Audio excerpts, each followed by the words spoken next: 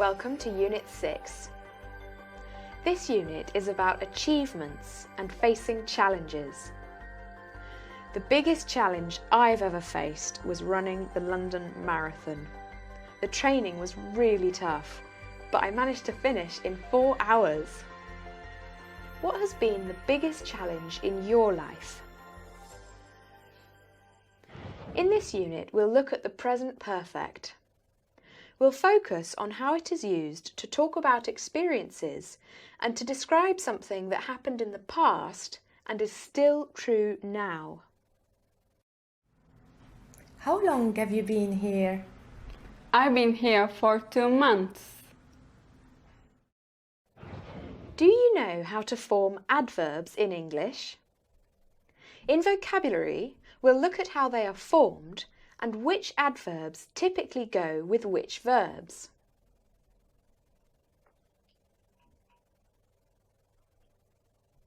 You can also watch a video about the lost gardens of Heligan and how these were brought back to life after years of being abandoned.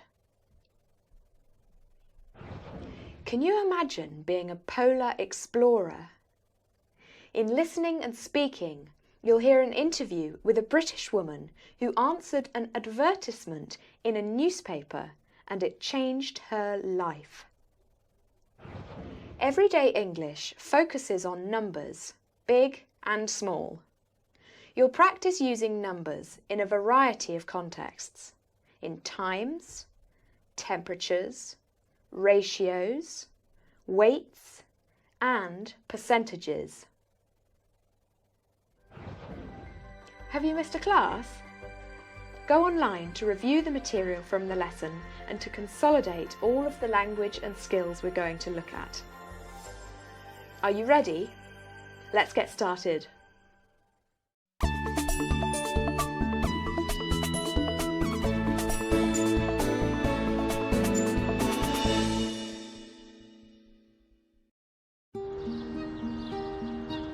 Every gardener knows that transforming a patch of land into a place filled with colourful flowers and delicious vegetables is an endless and time-consuming task.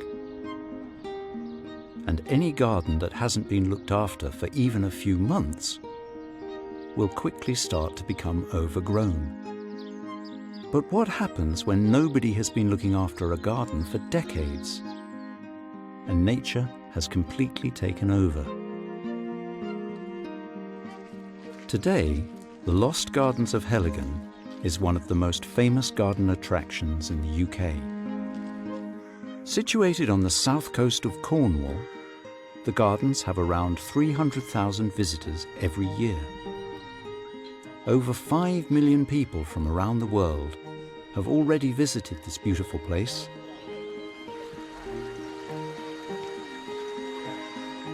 So it's hard to imagine that just 25 years ago, these gardens were forgotten and completely unrecognizable.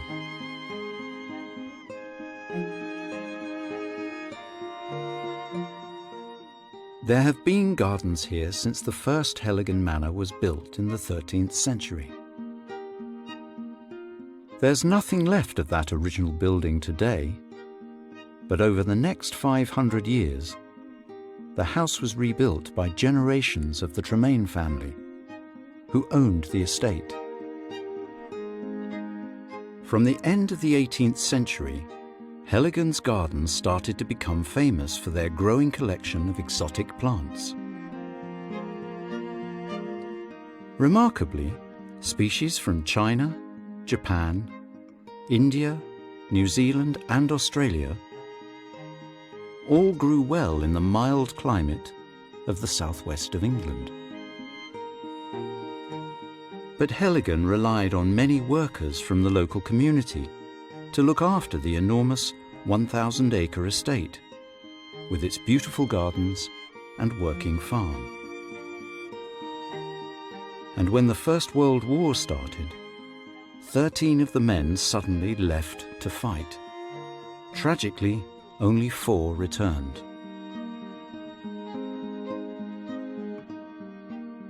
After the war, the Tremaine family left, and the famous gardens started to be forgotten.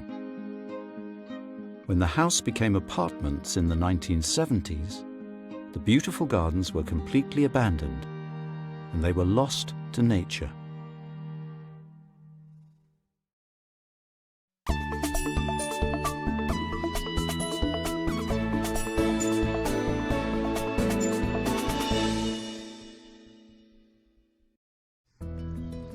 The story of how the gardens were rediscovered and slowly restored is a remarkable one.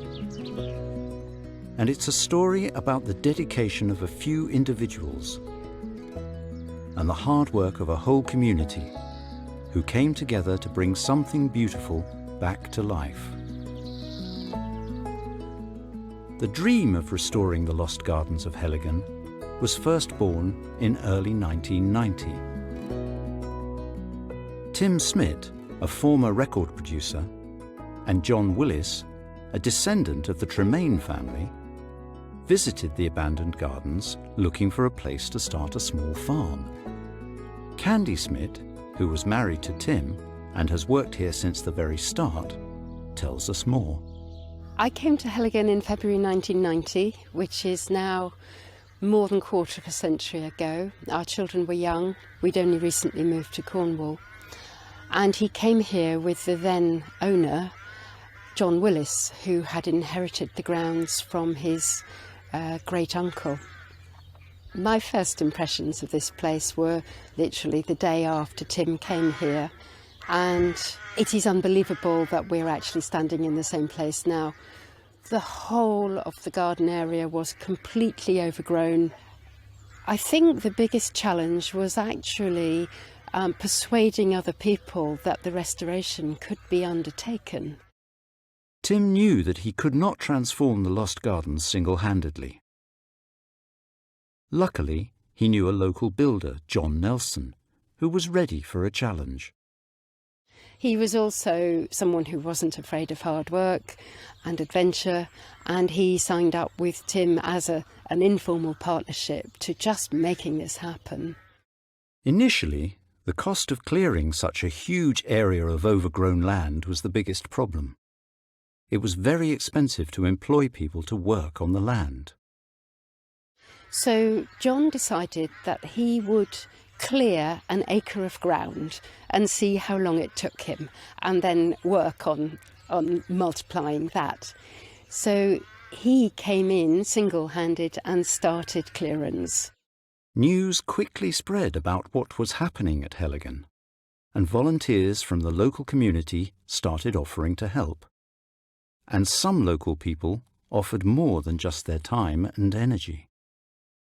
There were hire companies with the most amazingly useful tools who said, well, look, you can borrow chainsaws for a week, or you can have a digger for a week.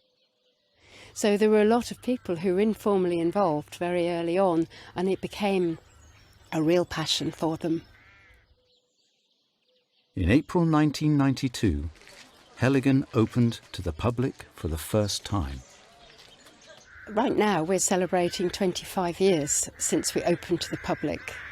But the fascination with Heligan is that we opened to the public when the restoration was only in its very early days. So visitors, early visitors, came and saw this place, in some places as we found it. So they have shared the adventure.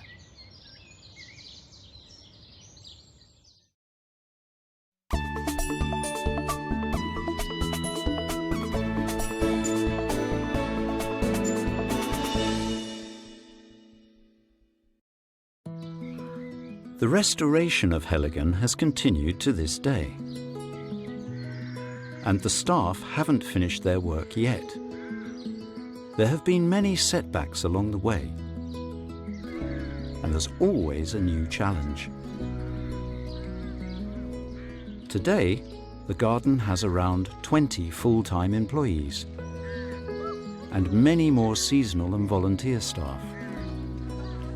And some of these people, like Candy, have worked at the gardens since the very start and have watched its transformation. In 1993, a boardwalk was built through the area known as the jungle, so visitors could see all the amazing exotic plants that have been growing here since the late 18th century. And since 2014, brave visitors have been able to cross the jungle on the 30-metre-long rope bridge. At the Wildlife Hide, visitors can see beautiful local birds and learn more about the management of the natural environment. Conservation, biodiversity and wildlife management have always been important considerations at Heligan. By the year 2000, the vegetable garden was producing crops again, and the farm was thriving. Many of the fruit and vegetables grown here are heritage breeds, old varieties that aren't used much in farming anymore. Today, most of the food served in the Heligan restaurant has been grown in the garden or on the farm. The planting is still done by hand, using traditional tools. Gardeners have been doing these jobs the same way since the earliest days of the estate. And recently, Heligan started offering apprenticeships to young people who want to work in the gardens and on the farm. We're still trying to reintroduce the old ways, and for me personally, I think the great attraction is to see a working garden, to see staff in the garden every day going about their business, and our visitors witnessing and being able to talk to people who do physical work and skilled work today. We also have heritage breeds of cattle and pigs and cows and chickens, and getting up close to those animals is a really awesome experience. It's amazing to watch people meet their first cow or their first baby lamb, or watch a lamb being born.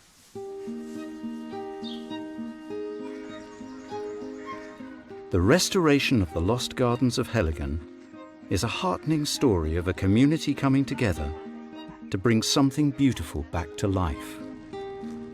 And these gardens will never be forgotten again.